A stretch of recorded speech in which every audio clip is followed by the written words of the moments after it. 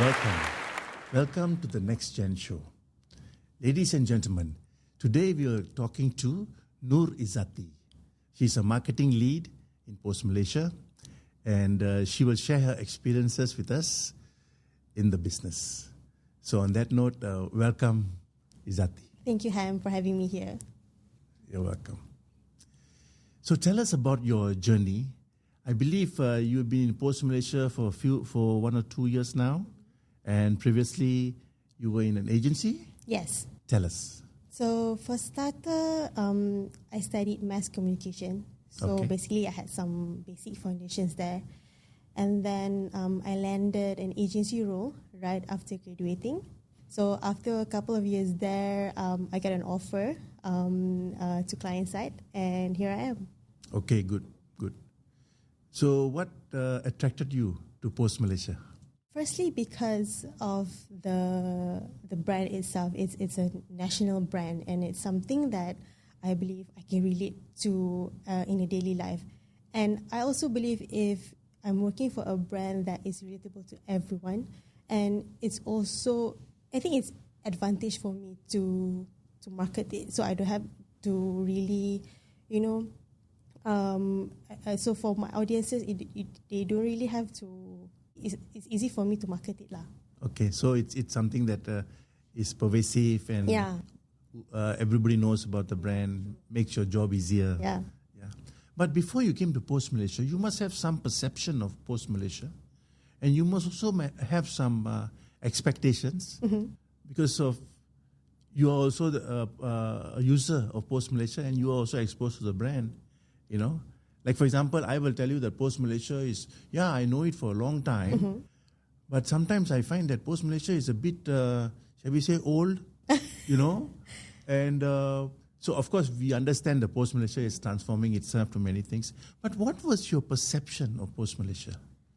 I feel like when I got the offer, why do you choose me? Like, why this such huge brand choose me? Yeah, that was my first perception. Like, am I good enough for this company? That was my perception.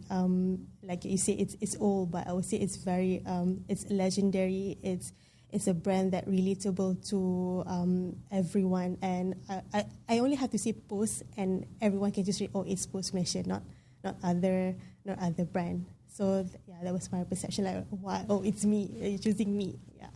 What are your challenges in your job? So maybe I'll share some context. I am assigned to a brand or a product called Post Shop. So it's a convenience store. The challenges is to get the brand out there. Like in the beginning, I mentioned to you, Post Malaysia is already a brand that is relatable to everyone. Everyone knows the brand.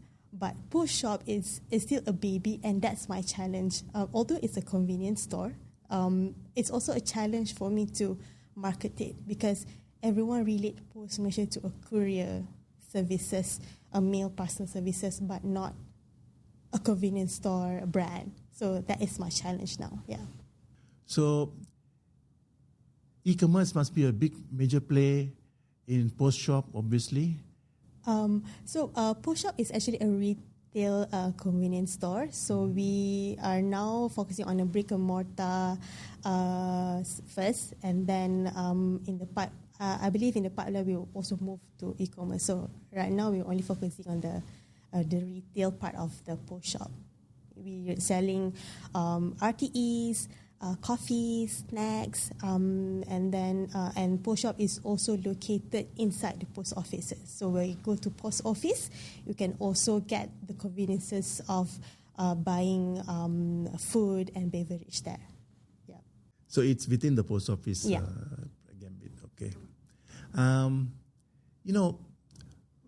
Why do you know why they chose you for this job?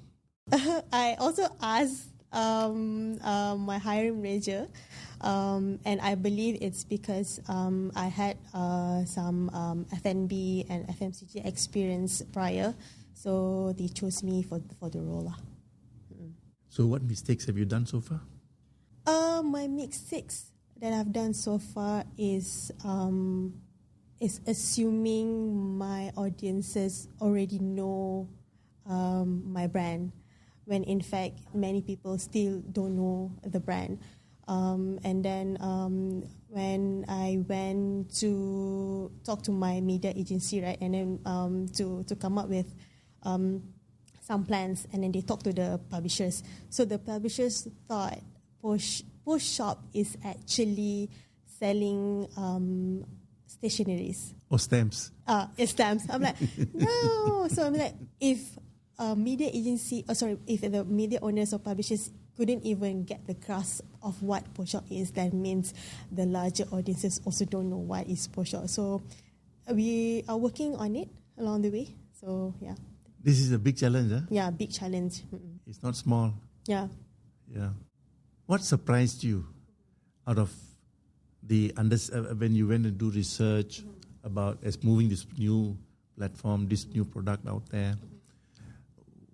What surprised you about the market that you feel that it's going to be your biggest challenge? What surprised me is actually a lot of businesses have pivoted to convenience stores. So Post Shop itself has a lot of competitors.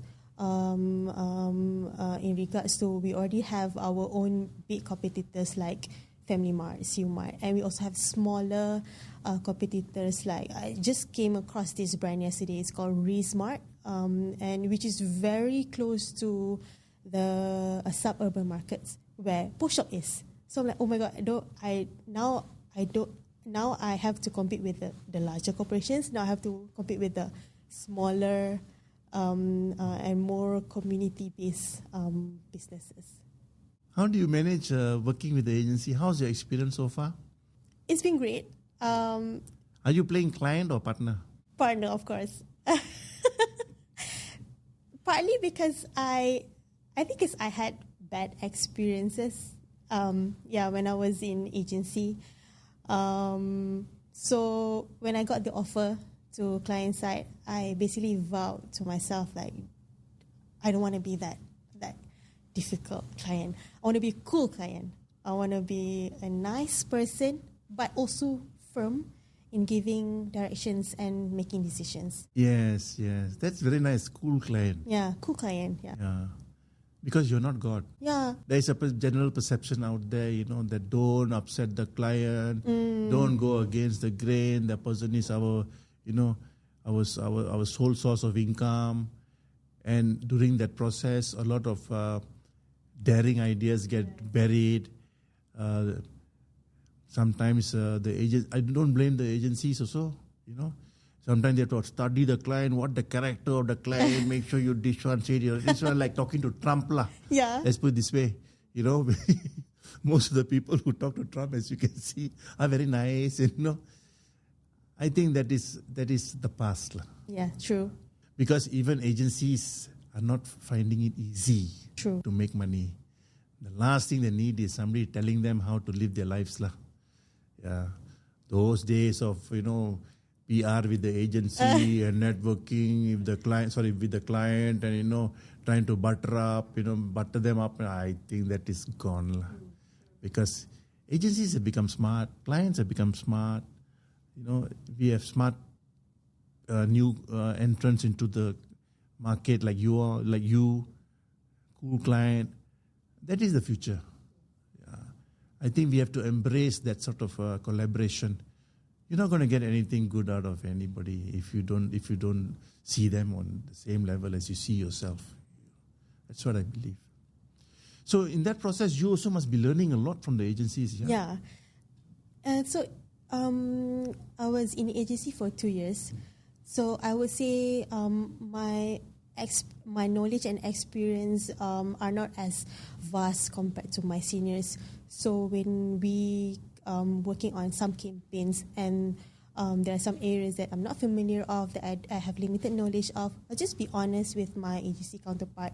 Like, hey, my knowledge about XYZ is very rusty.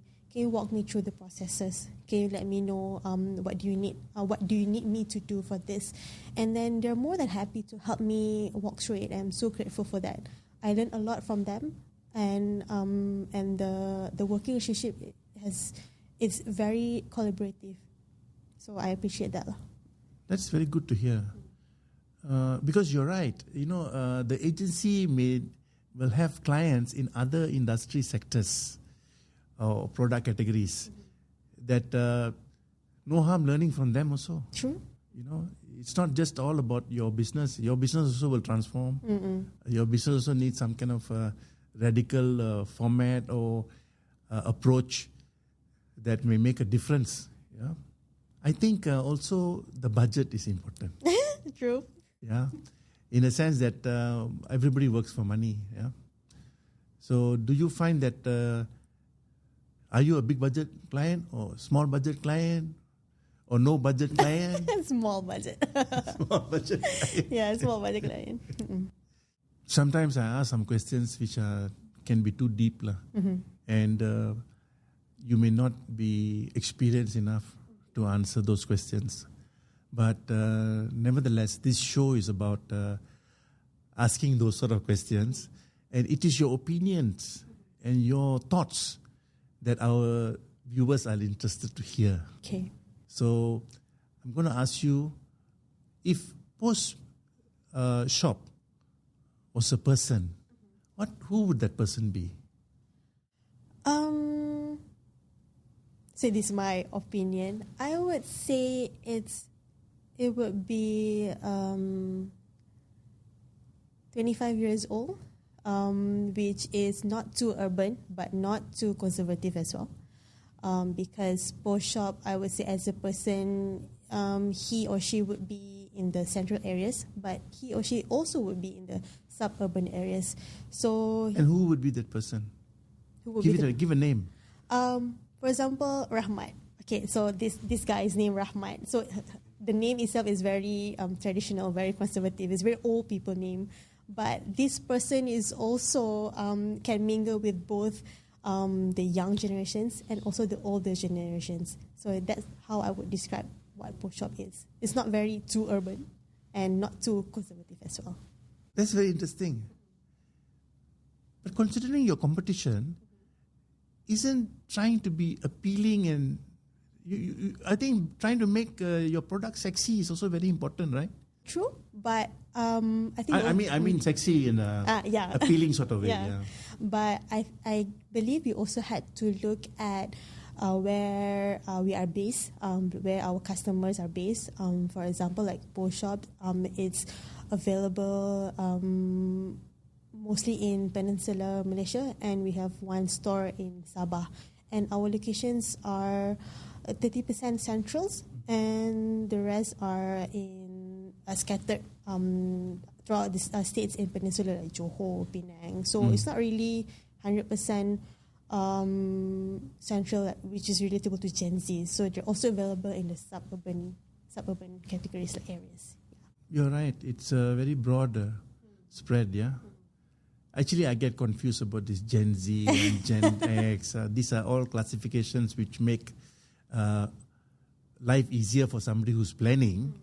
But if you are talking to the consumer, you have to think about other things. In the marketing space, ticking the right boxes at the right time may not be the answer to everything. Because anybody can do that, It's having an idea or a strategy that breaks through is really important. Whether you're a new product or you're an established product who wants to, generate more market share or generate clear awareness. So these are just my thoughts. You have a lot of challenges ahead of you, Izzaty. Yeah. We wish you well. We hope that you make a difference, of course. Yeah. And it's exciting. And we thank you for sharing. On that note, ladies and gentlemen, we've been talking to Nur Izzaty, and very interesting conversation about the marketplace and what's going on, her challenges, and her hopes to create brand differentiation in the marketplace. See you soon.